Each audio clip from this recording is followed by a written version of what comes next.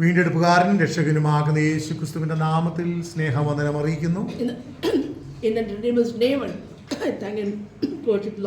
ഇന്ന് രാവിലെയും സർവശക്തനാകുന്ന ദൈവത്തിന്റെ സാന്നിധ്യവും അനുഗ്രഹവും ദൈവം നമുക്ക് നൽകേണ്ടതിനായി ദൈവസന്നിധിയിൽ പ്രാർത്ഥനയോടെ നമുക്കായിരിക്കും. ദൈവം നമ്മെക്കുറിച്ച് ആഗ്രഹിക്കുന്നത് പോലെ നമ്മളുടെ വിശ്വാസ ജീവിതം ഫലകരവും ജയകരവുമായി തീരണം എന്ന് ദൈവം നമ്മളെക്കുറിച്ച് വചനത്തിൽ കൂടെ പ്രതീക്ഷിക്കുന്നു. The Lord expects a few things about us through His word, that He wants us to be fruitful. നമുക്ക് ഇഷ്ടമുള്ള വഴികളിൽ ജീവിക്കുവാൻ കഴിയത്തില്ല. We cannot walk in the way that we want to walk. കാരണം നമുക്കൊരു വീണ്ടെടുപ്പുകാരനുണ്ട്. Because we have a Redeemer. കർത്താവ് നമ്മളെ വിലയ്ക്ക് വാങ്ങിയതാണ്. God has given a price for us. ഒരു കാലത്ത് ഇങ്ങനെ ഒരു ചരിത്രമുണ്ട്. There's a history behind. അടിമകൾ ലോകത്തുണ്ടായിരുന്ന ഒരു കാലമുണ്ടായിരുന്നു. There was a time when there was slavery. അടിമകൾ ലോകത്തുണ്ടായിരുന്ന കാലത്ത് When the time of slavery, അടിമകളെ അടിമച്ചന്തയിൽ കൊണ്ടുപോയി വിൽക്കുന്നത് പതിവായിരുന്നു. There was a time that the slaves were taken to the marketplace of slavery and sell them off. അപ്പോൾ നല്ല യജമാനന്മാർ കടന്നു വന്ന് Good masters come there. അവരെ വിലയ്ക്ക് വാങ്ങും. And they buy them for a price. അവർ കിട്ടിയിരിക്കുന്ന വിലക്കനുസരിച്ച് അവരെ വാങ്ങിക്കഴിഞ്ഞാൽ When they give the price according to what they have set for them, പിന്നെ അവർക്ക് ഇഷ്ടത്തിന് ജീവിക്കാൻ പറ്റത്തില്ല. Then they cannot live according to what they want to live. യജമാനൻ പറയുന്നത് പോലെ മാത്രമേ ജീവിക്കാൻ കഴിയൂ. Then they can live according to how the master wants them to live. എൻ്റെ ഓർമ്മ ശരിയാണെങ്കിൽ If my memory is right, Abraham ലിങ്കനാണ് അടിമക്കച്ചവടം നിർത്തലാക്കിയത്. Abraham Lincoln was the person who stopped slavery. എന്നാൽ നാമും ഇതുപോലെ ഒരു കാലത്ത് പാപത്തിന്റെ അടിമത്തത്തിലായിരുന്നു. Once we were in the bondage of sin as a slave. നാം വിട്ടാലും നമ്മളെ വിട്ടുമാറാത്ത പാപങ്ങൾ ഒരു കാലത്ത് നമ്മളെ വല്ലാതെ പീഡിപ്പിച്ചുകൊണ്ടിരുന്നു. Though we want to live the sinful nature, there was sometimes the sin had captured us.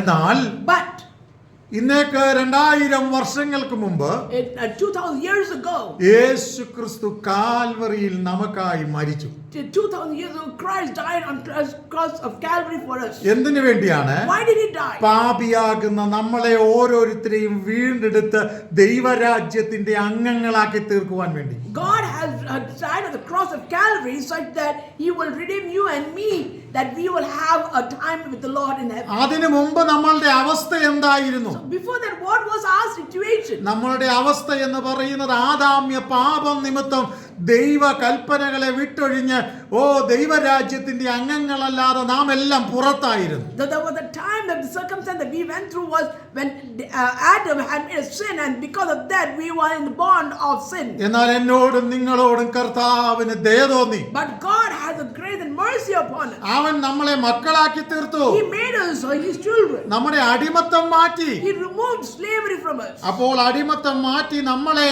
ദൈവം തിരഞ്ഞെടുത്തിരിക്കുന്നത് And God has chosen us and removed us from slavery because പിന്നെയും നമ്മളുടെ ഇഷ്ടത്തിന് ജീവിക്കുവാനല്ല, not for us to live according to our desire, ദൈവഹിതത്തിനനുസരിച്ച് നാം മുമ്പോട്ട് പോകുവാനാണ്. but to walk in His desire. നമ്മൾക്ക് ദൈവം തന്നിരിക്കുന്ന ആയുസ് അവസരങ്ങൾ, the lifespan that God has kept for you and me, നമുക്ക് ജീവിക്കാൻ കഴിയും. we can live. നമ്മളുടെ കാര്യങ്ങൾ നമുക്ക് ചെയ്യാൻ കഴിയും. We can do all our responsibilities. നമ്മുടേതാകുന്ന ജീവിതത്തിന്റെ ഉത്തരവാദിത്തങ്ങളിലൂടെ എല്ലാം നമുക്ക് പോകുവാൻ കഴിയും. According to our duties, we are able to go forward. ഇതൊക്കെ ഉള്ളപ്പോൾ തന്നെ even though all these are there, എല്ലാത്തിനും മുകളിൽ ദൈവത്തിനൊരു നിയന്ത്രണമുണ്ട്. above all this, there is the ruling power of God there.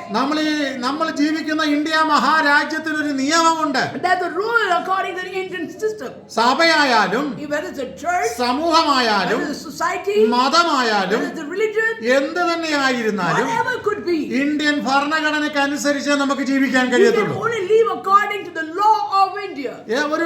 ഒരു ചെറിയൊരു ചെയിൻ അത് നമ്മളെ ബന്ധിച്ചിരിക്കുകയാണ്. There is a loophole of chain that is bonding us. നാം രാജ്യത്തെ സ്നേഹിക്കണം. We have to love the country. നമ്മുടെ ഉത്തരവാദിത്തങ്ങൾ നാം നിറവേറ്റണം. We have to do our responsibility.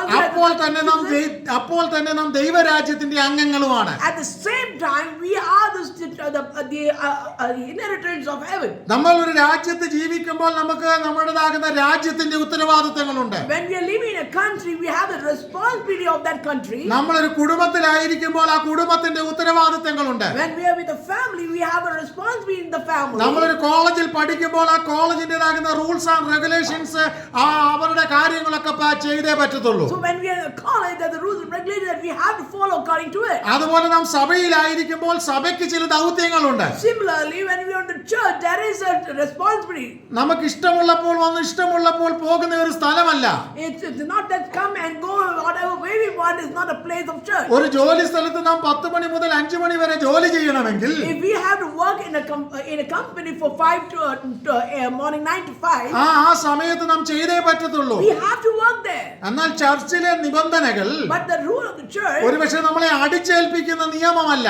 is not forcing you to do it. എന്നാൽ നമ്മുടെ ഹൃദയത്തിന്റെ സത്യവും നമ്മുടെ ഉള്ളിന്റെ ആഗ്രഹവും നമ്മുടെ നിജസ്ഥിതിയും സത്യാവസ്ഥയും എല്ലാം നോക്കുന്ന ഒരു ദൈവമുണ്ട്. But there is a God who looks into our heart and how we are responsible to our church. ചർച്ചിന്റെ നിയമം നമ്മളെ അടിച്ചേൽപ്പിക്കുന്ന ഒരു നിയമമല്ല. The rule of the church is not forcing you to do it. എന്നാൽ But നമ്മെ കാണുന്ന ഒരു ദൈവമുണ്ട്. there's a God who looks into നമ്മെ it. അറിയുന്ന ഒരു ദൈവമുണ്ട്. There's a God who sees us. നമ്മളെ ഉത്തരവാദിത്തം ഏൽപ്പിച്ച ഒരു ദൈവമുണ്ട്. There's a God who given us the responsibility. ഞാൻ പ്രാരംഭത്തിൽ പറഞ്ഞതുപോലെ I said in the beginning, ഒരു അടിമയ്ക്ക് യജമാനനുള്ളതുപോലെ as a slave has a master, എനിക്കും നിങ്ങൾക്കും ഒരു വീണ്ടെടുപ്പുകാരനുണ്ട്. you and me have a master of ആ ദൈവത്തിന്റെ ഇഷ്ടത്തിനനുസരിച്ചാണ് നാം ജീവിക്കേണ്ടത്. according to the will of God that we have to lead. അല്പസമയം ഞാൻ ഇവിടെ ചിന്തിപ്പാൻ ആഗ്രഹിക്കുന്നത് What I would like to meditate this morning is എബ്രായ ലേഖനം book of Hebrews 12-ാം അധ്യായം 12.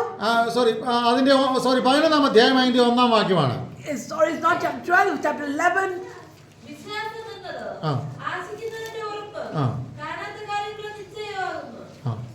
Now faith is the substance of the things hoped for, the evidence of things not seen. വിശ്വാസം എന്നത് ആശിക്കുന്നതിന്റെ ഉറപ്പും കാണാത്ത കാര്യങ്ങളുടെ നിശ്ചയവുമാകുന്നു. So now faith is the substance of things hoped for, the evidence of things not seen. നമ്മളെ കാണാത്തതിനു വേണ്ടി ഓടുകയാണ്. We are running to things that we have not seen. അപ്പോൾ തന്നെ At the same time, നമ്മളിൽ വലിയൊരു ദൗത്യം ദൈവം വെച്ചിട്ടുണ്ട്. God has kept a responsibility in us. നമ്മൾ കാണാത്തതിനു വേണ്ടി ഓടുമ്പോൾ, And we are running towards something that we have not seen at all. പ്രതീക്ഷിക്കാത്തതിനു വേണ്ടി നിലനിൽക്കുമ്പോൾ, And we are standing for something we are hoping for. ദൈവം നമുക്കൊരു ദൗത്യം ഏൽപ്പിച്ചിട്ടുണ്ട്. And God gave us a duty. ആ ദൗത്യമാണ് 12-ാം അധ്യായം 1-ാം വാക്യത്തിൽ And വായിക്കുന്നത്. that is what we see in chapter 12, verse 1. ഒന്ന് വായിക്കാം. Let us read chapter 12, verse 1.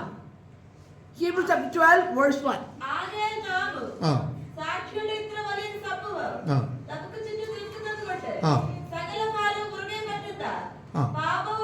ആ.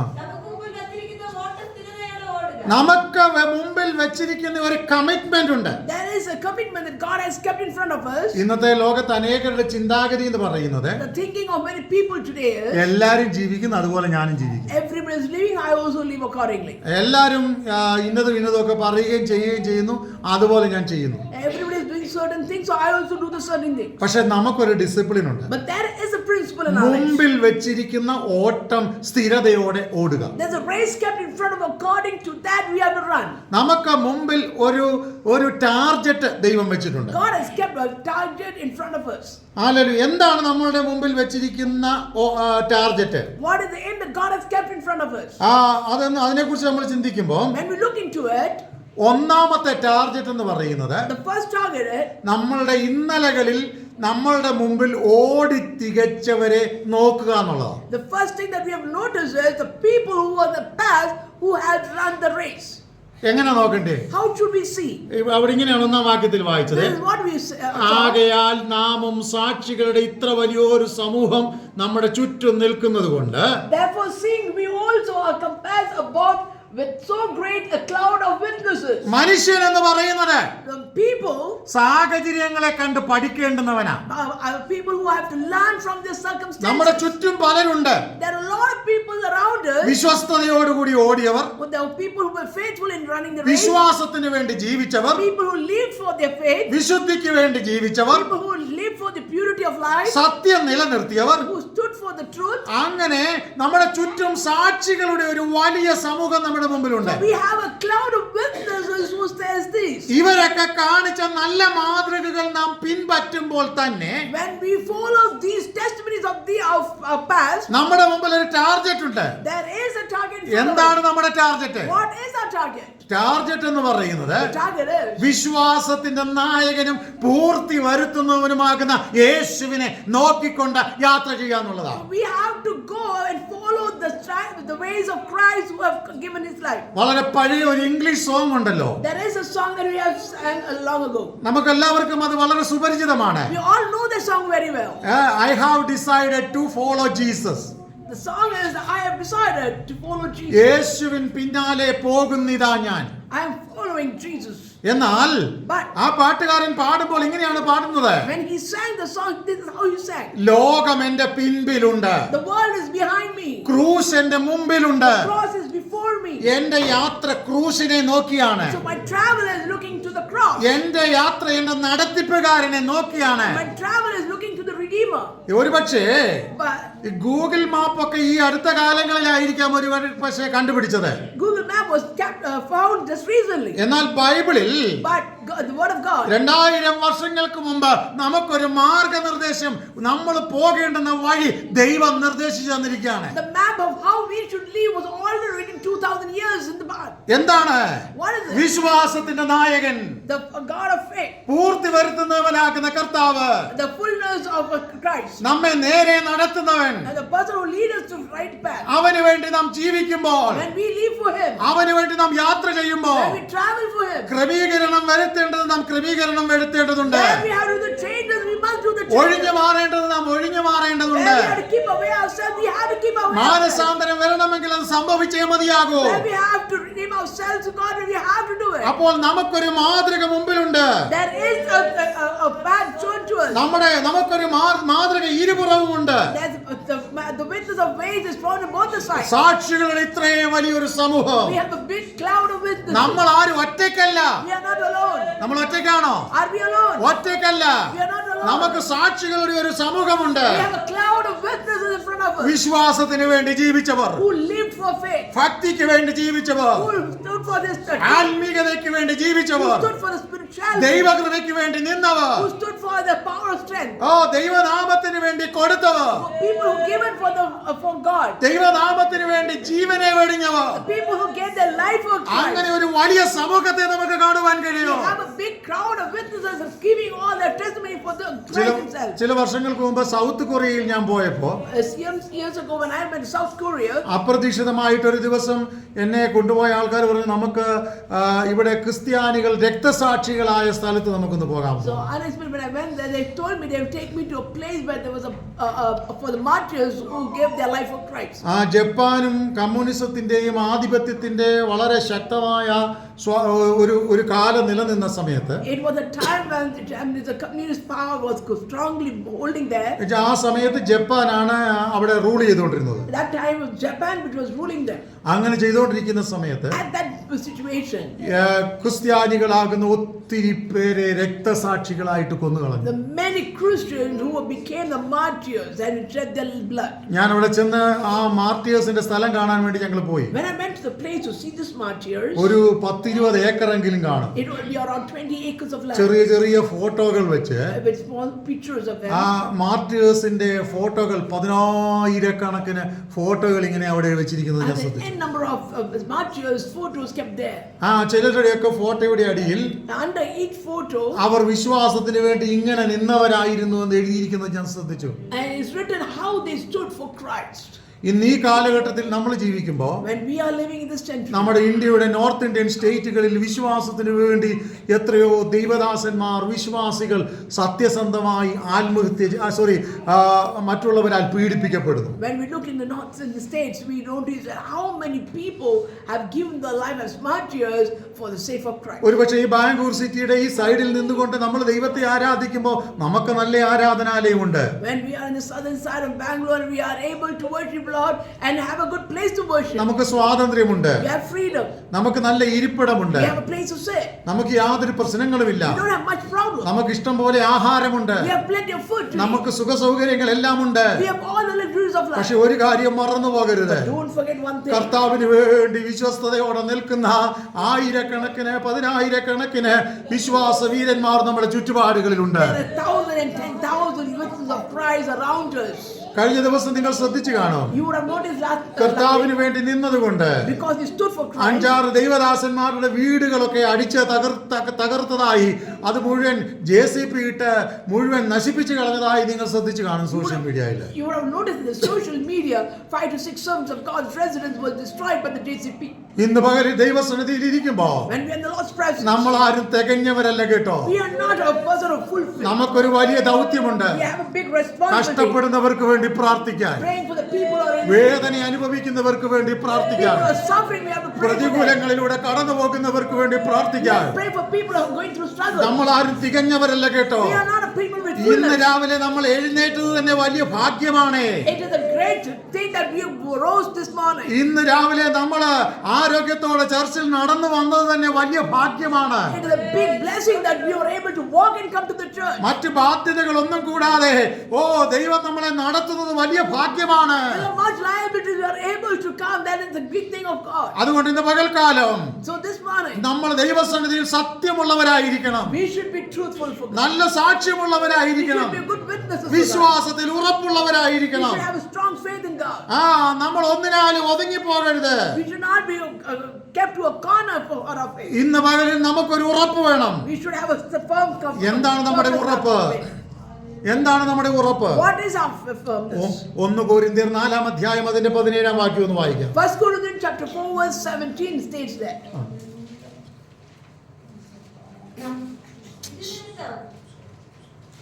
വായിച്ചേ. ഇത് നിമിത്തം കർത്താവ് വിശ്വസ്തനും എന്റെ പ്രിയമകനുമായ തിമോഥെയോസിനെ നിങ്ങളുടെ അടുക്കൽ അയച്ചിരിക്കുന്നു. ഞാൻ എങ്ങും ഏത് സഭയിലും ഉപദേശിക്കുന്നത് പോലെ ക്രിസ്തുവിലുള്ള എന്റെ വഴികൾ അവൻ നിങ്ങളെ ഓർപ്പിക്കും. ക്രിസ്തുവിലുള്ള എന്റെ വഴികളെ ഞാൻ നിങ്ങളെ ഓർപ്പിക്കും. Who shall bring you into the remembrance of my ways which be in Christ. എന്താ ക്രിസ്തുവിലുള്ള അപ്പോസ്തലനാകുന്ന പൗലോസിന്റെ വഴികൾ? Which are the ways of Paul in the ways of Christ. പലവട്ടം ഉപദ്രവം, Many a times he was persecuted. പലവട്ടം കാരാഗ്രഹം, Many a times he was in the prison. പലവട്ടം വളരെവിധ കഷ്ടങ്ങളും അടിയും, Many a times he was beaten up and had troubles, തകർച്ച, failures, നിരാശ, disappointments, വേദന, pain, എല്ലാവിധ പീഡകളും.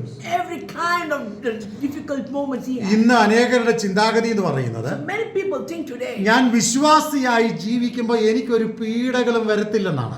people think that because I live as a believer, I don't have any problem. ഇന്ന് പല സഭകളും പഠിപ്പിക്കുന്നത് The many churches teach, ഒരു പ്രശ്നവും നിങ്ങൾക്ക് വരത്തില്ല, നിങ്ങൾ അങ്ങ് പൊക്കോളാനാ പറയുന്നത്. nothing will come to you, you just have to go forward. നമ്മളെ തെറ്റിദ്ധരിപ്പിക്കുക കേട്ടോ. That is wrong understanding. ബൈബിളിന്റെ ചരിത്രം നാം പഠിക്കുമ്പോൾ When we look in the history of the word of God, വിശ്വാസത്തിന് വേണ്ടി നിന്ന സകല ഭക്തന്മാർക്കും കഷ്ടമുണ്ടായിട്ടുണ്ട്. every person who stood for faith, they were all had troubles and difficulties. ഒറ്റപ്പെടലുകൾ ഉണ്ടായിട്ടുണ്ട്, They were lonely. പ്രശ്നങ്ങൾ They ഉണ്ടായിട്ടുണ്ട്, had problems. രോഗങ്ങളും ദാരിദ്ര്യവും ഉണ്ടായിട്ടുണ്ട്, They had illness and hunger. വേദനകൾ ഉണ്ടായിട്ടുണ്ട്. They had pains. സ്തോത്രം. ആരും ഇതൊന്നുമില്ലാതെ ജീവിതത്തിൽ ജയിച്ചിട്ടില്ല. And nobody has got victory without all these pains. അപ്പോൾ നിങ്ങളെ ആരെങ്കിലും തെറ്റിദ്ധരിപ്പിക്കുന്നുണ്ടെങ്കിൽ If someone is teaching you wrong നമ്മുടെ faith, മനസ്സിലൊരു ഉറപ്പ് വേണം. we should have a strong hope. ദൈവവചനം ഇങ്ങനെ പറയുന്നേ, What the word of God ലോകത്തിൽ നിങ്ങൾക്ക് കഷ്ടമുണ്ടെങ്കിലും ധൈര്യപ്പെടുവീൻ. Even though you have problems in this world, don't worry, you have been strong. എന്തുകൊണ്ട് ഞാൻ ധൈര്യപ്പെടണം? Why should I be strong? കർത്താവ് പറയാ, The word of God says, ഞാൻ ലോകത്തെ ജയിച്ചിരിക്കുന്നു. because I have taken victory over the world. ലോകത്തെ ജയിച്ച ഒരു കർത്താവ് എനിക്ക് വേണ്ടി ഉള്ളതാണ് എന്റെ ധൈര്യം. The strength that I have is because there's a God who has taken victory in the world. ഇന്ന് ഇവിടെ ഇരിക്കുന്ന നിങ്ങൾക്ക് ഓരോരുത്തർക്കും വ്യത്യസ്തങ്ങളാകുന്ന ബുദ്ധിമുട്ടുകളുണ്ട്. Each one of you have different kind of difficulties. ഒരുപക്ഷെ രോഗമുണ്ട്, If it's sickness, പ്രശ്നങ്ങളുണ്ട്, problems, ആരുടെയെങ്കിലും വേർപാട് നമ്മളെ വേദനിപ്പിക്കുന്നുണ്ടാകാം. someone's death would be shaking us. ഒരുപക്ഷെ ജോലി സ്ഥലത്ത് സമ്മർദ്ദമുണ്ടാകാം. There may be problems in your workplace. നമുക്കെതിരെ ബാക്ക് ബൈറ്റിംഗ് ചെയ്യുന്ന അല്ലെങ്കിൽ പിൻപിൽ വാക്കുകൾ പറയുന്ന അനേകർ കാണാം. We might be seeing people who are piercing us from back. ഇതൊക്കെ ഈ ലോകത്തിൽ ജീവിക്കുമ്പോൾ സർവ്വസാധാരണമാണ്. It's a normal thing when we are living in this word. നിനക്കെതിരായ ടീച്ചേഴ്സ് കാണാം, There will be teachers against you. കൂട്ടുകാർ കാണാം, There will be friends against സ്നേഹിതര് you. കാണാം. There will be friends of oh, yours നിന്റെ against you. Business സ്ഥലത്ത്, ജോലി സ്ഥലത്ത് നിനക്കെതിരായിട്ട് അനേകര് കാണാം. There will be a business place, in your workplace, that you have a people envying you. ഇന്ന് രാവിലെ ഞാൻ ദൈവാത്മാവിൽ വിളിച്ചു പറയട്ടെ, I would like to say, but that നീ ഉറപ്പോടെ നിൽക്കുക, stand firm. നീ വിശ്വാസത്തിന് വേണ്ടി നിൽക്കുക. Stand firm for the faith. ദൈവം നിന്നോട് കൂടെ ഇരിക്കും, God is with you. ദൈവം നിന്നോട് കൂടെ ഇരിക്കും. God is with you. കാരണം ദൈവവചനം ഇങ്ങനെ പറയുന്നു, This is what the word of God ഞാനോ ലോകാവസാനത്തോളം എല്ലാ നാളും നിങ്ങളോട് കൂടെയുണ്ട്. says. I will be with you the end of the world. സുഖമുള്ളപ്പോൾ മാത്രം കൂടെ ഇരിക്കാമെന്നല്ല കർത്താവ് നമ്മളോട് പറഞ്ഞിരിക്കുന്നത്. God did not say only when you're good in health that I'll be with you, but He says that He will be with us in any circumstances. ഇന്ന് പകലിൽ വിശ്വസിച്ച് പറ, Let faith listen. എന്റെ എല്ലാ പ്രതിസന്ധി ഘട്ടങ്ങളിലും എന്നെ സഹായിക്കുന്ന ഒരു സർവശക്തൻ എന്നോട് കൂടെയുണ്ട്. Let us say that there's a God who's been with me in all my situations. അതുകൊണ്ട് ദൈവസന്നിധിയിൽ നമുക്ക് നമ്മളെ തന്നെ പകർന്നുകൊണ്ട് വിശ്വാസത്തിൽ നമുക്ക് ജീവിക്കാം. Let us surrender to God and stand firm with this faith that God has given us. ഇനിയും ഒരു വാക്യം കൂടെ ഞാനിവിടെ വായിപ്പാൻ ആഗ്രഹിക്കുന്നു. Now let's read one more verse from the book. റോമാലേഖനം 8-ാം അധ്യായം അതിന്റെ 13-ാം വാക്യമാണ്. Book of Romans chapter 8 verse 13. For if ye live after the flesh, ye shall die. But if ye through the Spirit do mortify the deeds of the body, ye shall live. മലയാളത്തിൽ കൂടെ വേണേ വായിച്ചു. നിങ്ങൾ ജഡത്തെ അനുസരിച്ച് ജീവിക്കുന്നുവെങ്കിൽ മരിക്കും നിശ്ചയം.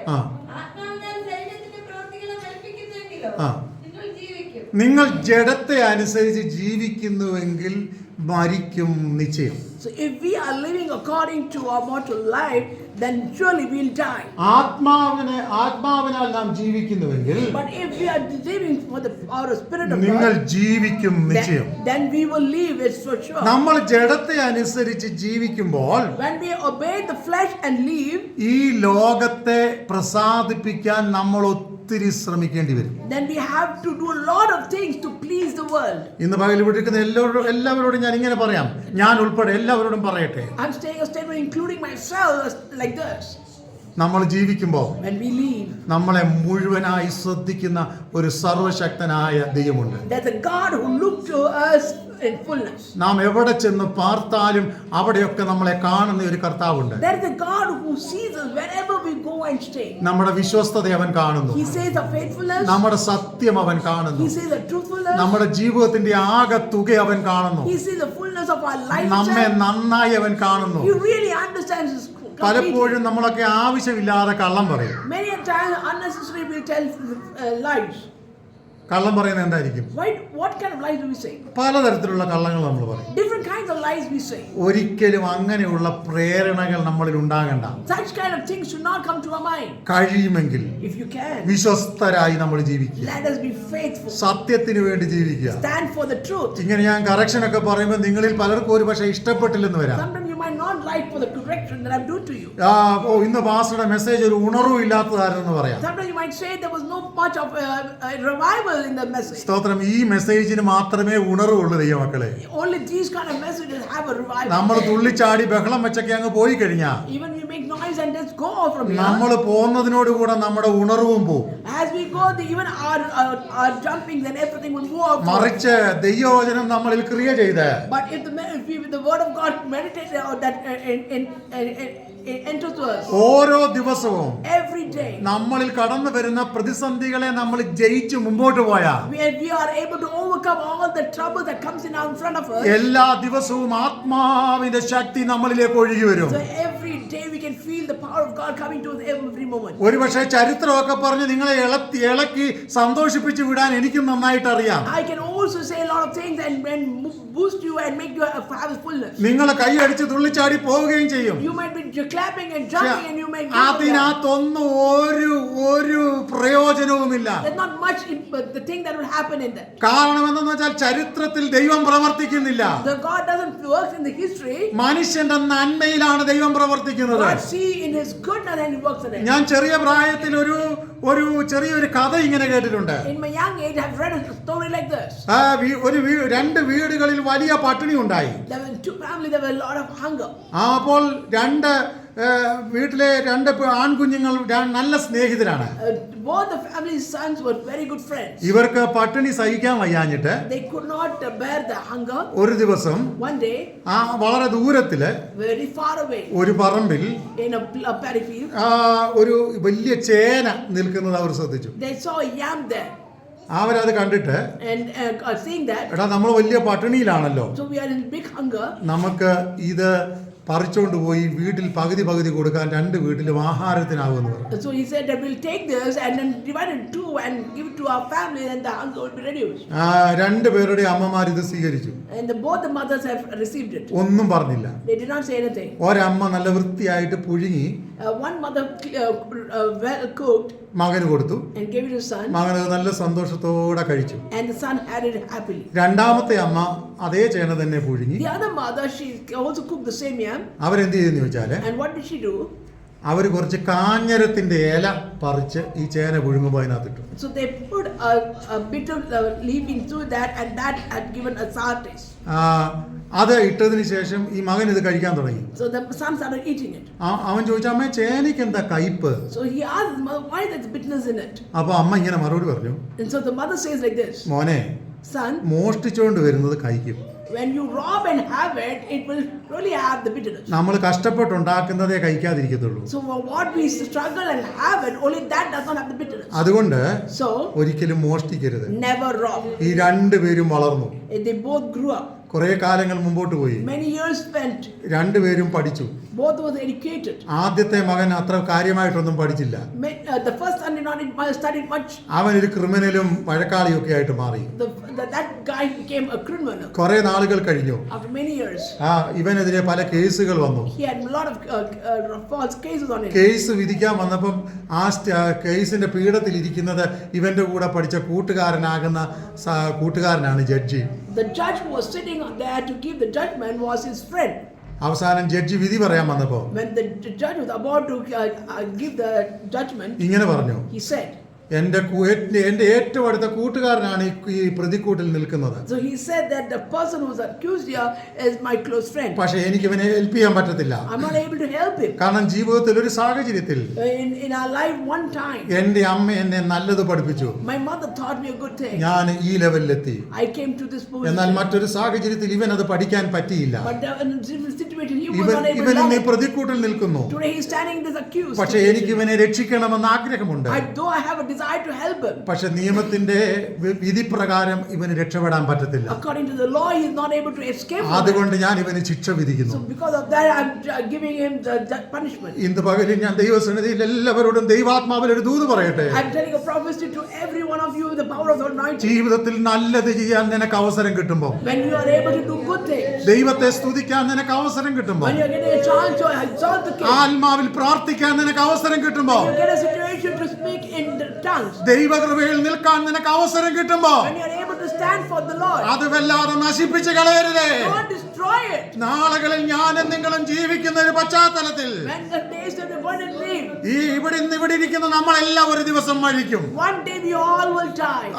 മരണം എന്നുള്ളത് വ്യക്തമാണ്. The death is true. പക്ഷെ ഒരു കാര്യമുണ്ട്, But one thing is അതെന്ന് നമ്മളിൽ സംഭവിക്കുമെന്ന് മാത്രമേ നമുക്കറിയാൻ the മേലാത്തതുള്ളൂ. only thing that we do not know is when we will die. ഞാൻ ശരീരത്തിൽ ഇരിക്കുമ്പോൾ ചെയ്തത് നല്ലതാണെങ്കിൽ അതിനും, Whatever I do when I'm alive is good or bad. മോശമാണെങ്കിൽ അതിനും ഉള്ള പ്രതിഫലം എനിക്ക് കിട്ടും. According to that, I will receive my reward. ഇന്ന് ഇവിടെ ഇരിക്കുന്ന നമുക്കെല്ലാം ഇതുപോലെ തന്നെ കിട്ടും. According to that, each one of us will receive. അതുകൊണ്ട് നല്ലത് ദൈവസന്നിധിയിൽ നിന്ന് പ്രാപിപ്പാൻ തക്കവണ്ണം So to receive goodness from God, ഇന്ന് പകൽക്കാലം നമുക്ക് മുമ്പോട്ട് പോകാം. let us also go forward. ഞാൻ അവസാനം ഇങ്ങനെ പറഞ്ഞ എന്റെ വാക്ക് ഇവിടെ I നിർത്തുകയാണ്. would like to wind up a word like എന്റെ this. ടാർഗറ്റ് എന്താണ്? What is my target? അത് എബ്രായ ലേഖനം 12-ാം അധ്യായം 2-ാം വാക്യമാണ്. That's the chapter. ഇങ്ങനെയാണ് നമുക്ക് കാണാൻ കഴിയുന്നത്. This is what we see. വിശ്വാസത്തിന്റെ നായകനും പൂർത്തി വരുത്തുന്നവനുമാകുന്ന യേശുവിനെ നോക്കിക്കൊള്ളുക. Looking unto Jesus, the author and finisher of our faith. യാതൊരു കളങ്കവുമില്ലാത്തവനെ നോക്കുക. Look at a person who is blameless. അവൻ നമുക്ക് വേണ്ടി മരിച്ചു. He died for you. അവൻ നമ്മളെ വീണ്ടെടുത്തു. He redeemed us. നമ്മളുടെ പാപങ്ങളെ അവൻ മാറ്റി He removed our sins. ദൈവത്തിന് കൊള്ളാവുന്നവരാക്കി തീർത്തു. He made us good righteousness. For ഇന്ന് according to രാവിലെ the law. കർത്താവ് നമുക്ക് വേണ്ടി മരിച്ചു എന്നുള്ള ഉറപ്പ് നമ്മുടെ ജീവിതത്തിൽ We ഉണ്ടാകട്ടെ. should have a strong hold that Christ died for us. എന്റെ സകല ബലഹീനതകളെയും ചുമക്കുന്ന ഒരു കർത്താവ്, As the God who carries all my weaknesses. അവൻ ഇന്ന് പകൽക്കാലം എനിക്ക് വേണ്ടിയുണ്ട്. He is there for me. ഞാൻ ജീവിക്കുന്നെങ്കിൽ If I leave, ഞാൻ യേശുവിന് വേണ്ടി ജീവിക്കും. I live for Him. ഞാൻ ജീവിക്കുന്നെങ്കിൽ If I leave, ഞാൻ യേശുവിന് വേണ്ടി ജീവിക്കും. I will live for Him. ഞാൻ ഇങ്ങനെ എന്റെ വാക്കിവിടെ I അവസാനിപ്പിക്കട്ടെ. want my words like that. കഴിയുമെങ്കിൽ If you can, ഞാനൊരു വിശ്വാസിയായി ജീവിക്കും. I will live as a good believer. ഒരു തികവുള്ള വ്യക്തിയായി ജീവിക്കും. A fullness of man. സത്യത്തിന് വേണ്ടി നിൽക്കും. Stand for truth. ദൈവകൃപയ്ക്ക് കൊള്ളാവുന്നവനായി ഞാൻ മുമ്പോട്ട് പോകും. I will stay alive according to the will of God. ഇതാകട്ടെ നമ്മുടെ ജീവിതത്തിന്റെ അനുഭവം. This should be our experience. ദൈവകരങ്ങളിൽ നമ്മളെ തന്നെ ഏൽപ്പിക്കാം. Let us give ourselves to the Lord. ഈ വചനങ്ങളാൽ ദൈവം നമ്മെ Let the അനുഗ്രഹിക്കട്ടെ. Lord bless us through His word. ആമേൻ. Amen.